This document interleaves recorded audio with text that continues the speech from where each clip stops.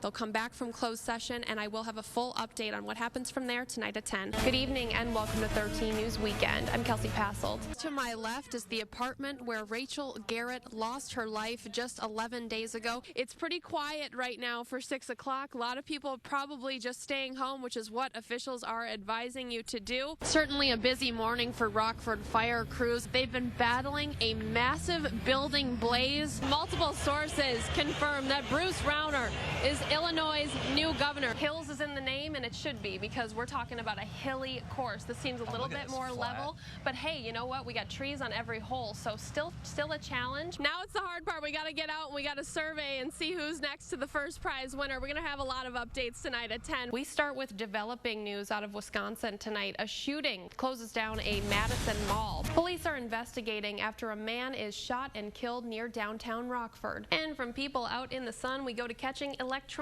rays. Soon, some Wisconsin teens might not be able to use tanning beds. The best chances for rain come at the end of people's celebrations as the day's wrapping up, but we'll continue to track it. Okay, I couldn't find a container, so what I've got is... So you just use your football helmet. Okay. Exactly, and I picked the one with 13 on it. So it's a different fairy tale, but I wanted to know if Nick or Dan, if they were a Prince Charming, or if they're a toad.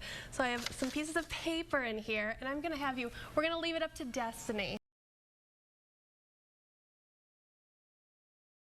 These guys right here, they're at the academy right now. Freeport Police Chief Todd Barkalow keeps close tabs on his new officers. Quite literally, their names are written down just feet away from him in his office. Right now, 5 of them are going through a rigorous process before patrolling the streets on their own. Police academy and field training. For many officers, those are their first real tests, and some don't make it. If they don't measure up, to our standards, then it's nothing personal. It's just it's time to part ways. According to police chiefs across the region, training is a major falling off point for some hires, and it's not the only drop off. After filing Freedom of Information requests, 13 News found dozens of brand new police officers are quitting or getting fired from local departments after just a few years or even months on the job. Our search dates back to 2010. Since then, in Belvedere, 3 out of the last 12 hires have left. In Rockford, it's 21 out of 84 and 17 out of 38 in Freeport. That's a 45% turnover rate, higher than the national average, 14%. It's something Chief Barkalow is keeping an eye on. It's concerning, but I realize that we demand and expect a lot out of our officers. So why are all these new officers leaving just as their careers get going? According to police chiefs, there are 3 major reasons. One deals with field training. Belvedere police say that's where some officers find out this job isn't right for them, or they don't have the necessary skills. After giving them multiple opportunities to be successful within the program, if it's determined that they're not responding to training, then the decision to let them go has to be made. The second reason hits Rockford hard.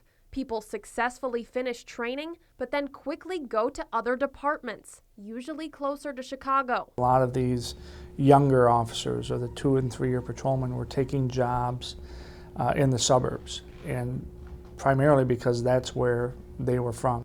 And the third reason, the root of the issue in Freeport, is a disconnection with the community. Freeport wasn't a good fit for them. It's got a great blend of big city problems, but a small town, hometown attitude. It's not the right fit for some officers. So what's being done to address this? Belvedere isn't concerned with its turnover, but Deputy Chief Shane Woody wants more candidates to do an internship before applying. You get an idea of what's going to be expected. Rockford started a push this summer to hire local. We had a very aggressive recruiting campaign, and very happy that of those 15, a good majority, or at least 10 of them, are from either Rockford or the Collar counties. And Freeport hopes a connection with Highland Community College students shrinks the turnover gap. They'll come in, they'll ride, they'll get introduced a little bit. So as they're going through the Highland program, we'll give them preference points on hiring so that they actually come in there, they kind of know what the job is, they've experienced it. For your Digging Deeper station, Kelsie Passolt, 13 News. Something to remember, you Yeah, know? no doubt. Roger Turner and Tim Wolosian meet for the second time this weekend at the site of a car crash they'll never forget. It's like, we got to get them out.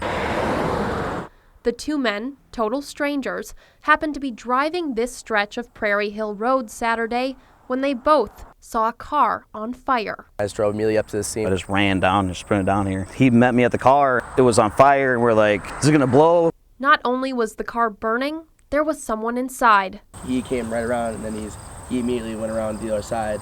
He's like, there's a boy in there. Winnebago County investigators say it was 21-year-old Guillermo Estrada who was trapped in that car. Why he ended up in the ditch and why the Grand Am caught fire is still under investigation. But one thing is for sure. With Estrada's injuries, police say he couldn't have gotten out of the burning car on his own. Thankfully, Tim and Roger were there to pull him out. He had his seatbelt on, and then I took out my knife, I cut the seatbelt.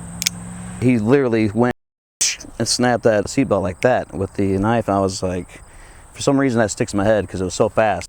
Fast enough to get Estrada out before the flames reached him. 30 seconds to a minute more, and he would have been on fire. The two carried him across the road to safety. That's what he was wearing. Estrada was seriously hurt in the crash, but it just so happens that Tim is in the National Guard. Skills he learned there, he put to use until first responders arrived. I had my shirt, and I put pressure on the back of his head to stop the bleeding. Today, these two keep the young man in their thoughts. I pray for him. I hope he makes it through everything okay. A chance meeting between two everyday heroes that may have helped save a life. I think anyone who should be driving should stop and do what I did. You don't look for recognition for those type of things. Do what most people would do. For your Digging Deeper station, Kelsie Passolt, 13 News.